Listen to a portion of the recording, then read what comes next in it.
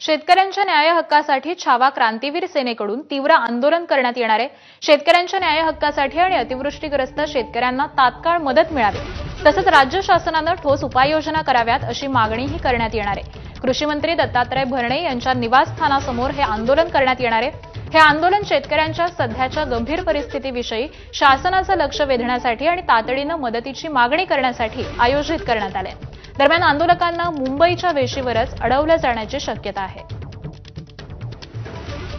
अडचणीत आहे आणि या शेतकऱ्यांना तात्काळ मदत करा या मागणीसाठी पाहतो आपण छावा क्रांतीवीर सेना जी आहे ती आक्रमक झालेली आहे आणि थोड्याच वेळामध्ये मंत्रालय आणि कृषी मंत्री यांच्या बंगल्यासमोर जे आहे ते आंदोलन करणार आहे। आपण पाहतोय की हे सगळे आंदोलक जे आहे ते आता ठाण्यातून मुंबईच्या दिशेने कूच करताना पाहायला मिळतात। आज महाराष्ट्रात तुम्ही बघितलं असेल सगळीकडे अवकाळी पावसाने थैमान घातलेलं आहे। राज्याचे कृषी मंत्री शेतकऱ्यांना आधार देण्याऐवजी मुंबईत ठाण मांडून बसलेले आहेत। आम्हाला असं वाटतं ते फक्त सोलापूर आणि पुणे या दोन जिल्ह्याचे कृषी मंत्री आहे का?